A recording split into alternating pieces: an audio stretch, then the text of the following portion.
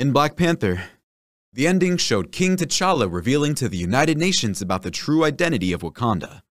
Unfortunately, Wakanda Forever starts with King T'Challa suffering from an illness that no technology has been able to heal. Even Wakanda's vibranium has not been able to offer any solution. Shuri believes that the heart-shaped herb can cure the king. However, the herb was destroyed by Killmonger in the Black Panther. Unfortunately, the confidence level for all attempts to recreate the herb are very low, and Shuri is unable to recreate it. King T'Challa dies from his illness. His sister, mother, and other Wakandans mourn his death. Everything in Wakanda comes to a standstill as his burial ceremony is conducted. Since King T'Challa was the Black Panther, and the heart-shaped herb is no more, the country has been left without a protector. As the burial ceremony comes to an end, King T'Challa's body is taken away, and his mother, Queen Ramonda, takes the throne. 1 year after King T'Challa dies, many countries are pressuring Wakanda to share their vibranium. Some countries decide to send their special forces to steal vibranium from Wakanda's outreach centers. But oh, unto them. The Wakandan security forces are always ready to protect their resources. During a United Nations meeting, Queen Ramonda informs the other leaders that Wakanda is aware of their plans, and what they whisper in their military facilities. The men captured trying to steal vibranium are brought by Wakandan warriors into the meeting as proof of the attacks. Queen Ramonda warns the leaders that even though Wakanda has lost its Black Panther, it has not lost its ability to defend its resources. She threatens that any more attacks would be taken by Wakanda as an act of aggression and will be responded to with stricter means. But now, let's jump to the Atlantic Ocean.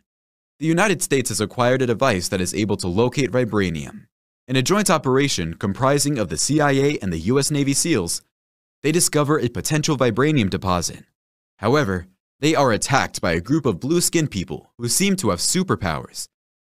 What makes it even more interesting is that these people have the ability to breathe in water, and one of them can even fly. His name is Namor. As Queen Ramonda and Shuri are conducting some rituals since it's 1 year since King T'Challa died, Namor approaches them. They are shocked at how he was able to bypass Wakanda's advanced security. Even worse, he has wings on his ankles, and his body is covered in vibranium, which Wakandans thought only existed in their land. Namor blames Wakanda for the vibranium race. He tells Queen Ramonda to deliver the scientist who built the vibranium detecting machine, or he will attack Wakanda. He also threatens them not to tell anyone outside Wakanda about the existence of Namor and his people. Shuri and Okoye go to the United States and establish communication with CIA agent Everett Ross. Ross informs them that the scientist who built the machine is actually just a student, whose name is Riri Williams. He also informs them that the attack in the Atlantic Ocean killed 30 US Navy SEALs, and 2 of the best CIA officers, and that the United States thinks the attack was conducted by Wakanda. Shuri and Okoye confront Riri, the student in her school dorm. She then takes them to a garage where she hides all her tech and gadgets. They are shocked to see some of her work, which includes a suit that could fly. However, they are surrounded by the FBI and decide to escape. Riri escapes in her suit, Okoye takes the car, and Shuri takes a motorcycle. Although it seems that they will be able to easily escape the FBI, they are attacked by Namor's warriors. Okoye engages the warriors in a fight. With her superior skills, she's able to defeat them. However, when she engages with whom seemed to be the head warrior, she is outpowered. She ends up getting defeated, and the warriors go away with Shuri and Riri. Okoye goes back to Wakanda and explains to Queen Ramonda and the elders about the attack. The queen is angered by Okoye's failure to protect Shuri. She strips her of her title of General of the Dora Milaje, the woman fighters. The queen travels to Haiti to meet with Nakia. She explains to her that the princess has been kidnapped. Since Nakia was a highly experienced spy, Queen Ramonda wants her to investigate where Shuri is being held captive and rescue her. As this is happening, the kidnapped Shuri is shown around Namor's underwater kingdom. She's taken on a tour of the Talokan kingdom, which is full of vibranium. Namor says that he has protected the Talokan kingdom for centuries from being discovered by the world. Namor proposes an alliance with Wakanda against the rest of the world and threatens that he will destroy Wakanda if they refuse. Nakia, who has been sent by Queen Ramonda to rescue Princess Shuri, gathers enough intel to know where she is located.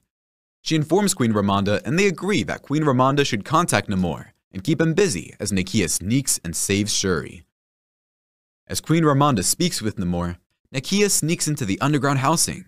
She successfully rescues Shuri and Riri after killing the Talokan warrior protecting them. They are then retrieved by a Wakandan air vessel in the ocean and taken back to Wakanda. Namor is furious because Wakanda has taken back the scientist, killed one of his warriors, and refused to form an alliance with him. He retaliates by attacking Wakanda. Despite Wakanda's highly advanced weapons and skilled soldiers, Namor is far too powerful. He is able to easily attack and disable attack vessels and defeat anyone who engages in combat with him. In the final moments of the battle, Queen Ramonda attempts to hide the scientist as she does not want her to be killed since she is just a student. However, Namor attacks them with water bombs that flood the building. Queen Ramonda drowns as she saves Riri. Before Namor leaves, he vows that he will return with his full army in a week's team. He promises that if Wakanda does not help them against the surface world, he will wash Wakanda from the face of the earth. The citizens of Wakanda relocate to the Jabari Mountains for their safety.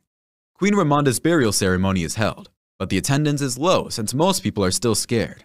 When Shuri resumes her work in the lab, she decides to continue working on recreating the heart-shaped herb. She runs tests on the bracelet she received from Namor. Since the bracelet contains fibers from vibranium-rich soil, just like the Wakandan herb, she looks for base-level similarities. She then exploits these similarities and uses her technology intellect to print the herb with a 98.7% confidence rate. She consumes the herb, and it gives her the spirit of the Black Panther. Shuri, with her suit on, appears before the elders who are still debating on how to respond to Namor's upcoming attack. Shuri, who is now the Black Panther, informs them that they are going to attack Namor before he attacks Wakanda. The counterattack is planned to take place on the next day in the ocean. The Dora Milaje and other Wakandan warriors board their vessels and go to war. The Wakandans lure Namor and his warriors using a vibranium detector. A battle ensues as the two highly skilled groups face each other. The Wakandans engage in defensive measures to prevent the Namor warriors from boarding the seafaring vessel. This is because the Wakandans plan to trap Namor in a fighter aircraft and dry him out, since most of his strength comes from water. Okoye and Anaka are given suits called Midnight Angel, which makes them more powerful and faster. Riri also uses her Iron Man-like suit and helps Wakanda in the battle. Namor is captured and trapped in a fighter jet. As he gets dried out, he starts to weaken. However, he starts piercing the vessel with his spear, which is made of raw vibranium. The vessel crashes in a desert, and a fight ensues between the two leaders, Namor and Shuri, the Black Panther. Each of them has their moment of luck during the battle. However, in the long run, Princess Shuri gains the upper hand and clips one of his foot wings. Namor does not give up and takes a lucky opportunity to impale her with a spear. Fortunately, the heart-shaped herb giving Shuri the Black Panther spirit has a regenerative healing factor, and so she does not die.